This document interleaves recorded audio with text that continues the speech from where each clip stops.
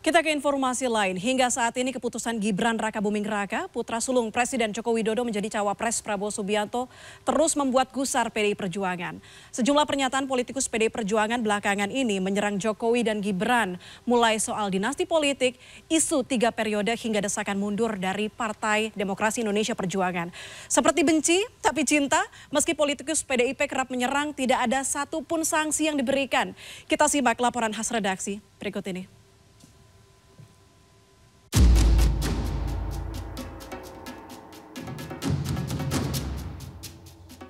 Partai mengkritik kadernya sendiri.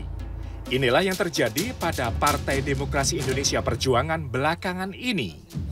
Bagaimana tidak Presiden Jokowi yang masih menjadi kader PDI Perjuangan belakangan diterpa isu miring, mulai dari isu dinasti politik hingga isu 3 periode. Uniknya, semua isu ini justru dilempar oleh kader PDIP lainnya. Sekjen PDIP Hasto Kristianto pada 27 Oktober mengungkapkan permintaan 3 periode datang dari orang yang disebut Pak Lurah meski tidak merinci siapa Pak Lurah yang dimaksud. Sebelumnya saya bertemu dengan menteri tersebut dan dikonfirmasi bahwa sikap-sikap ketua umum beberapa partai yang menyuarakan itu saat itu dikatakan ya sebagai permintaan Pak Lurah. Kami mendengar itu. Bukan hanya Hasto, politikus PDIP Arya Bima menyinggung terkait keputusan Mahkamah Konstitusi memuluskan Gibran sebagai cawapres Prabowo. Ia menyebut keputusan MK adalah buah dari toxic relationship atau hubungan yang tidak sehat di antara orang-orang di sekitar Presiden Joko Widodo. Kami tidak ingin toksin ode baru yang ada di lingkaran pemerintahan Pak Jokowi ini membawa pengaruh buruk terhadap Pak Jokowi. Bukan hanya Jokowi, sebelumnya Gibran juga diminta mengembalikan kartu tanda anggota PDIP. Ketua DPP PDIP Ahmad Basarah mempertanyakan etika politik putra sulung Jokowi itu setelah memilih mendukung sekaligus menjadi cawapres Prabowo Subianto. Meski ramai kritik dilayangkan setelah Gibran menjadi cawapres Prabowo, Presiden Joko Widodo menanggapinya dengan menyerahkan penilaian kepada masyarakat. Jokowi mengaku hubungannya dengan PDIP baik-baik saja. Setelah Mas Gibran dijadikan cawapres Pak Prabowo, ya, baik-baik saja. Hari ini mau ketemu Pak Mahfud ya Pak? Terkait istilah dinasti politik seperti apa Pak? Terkait istilah dinasti politik seperti apa? Ya itu kan masyarakat yang menilai,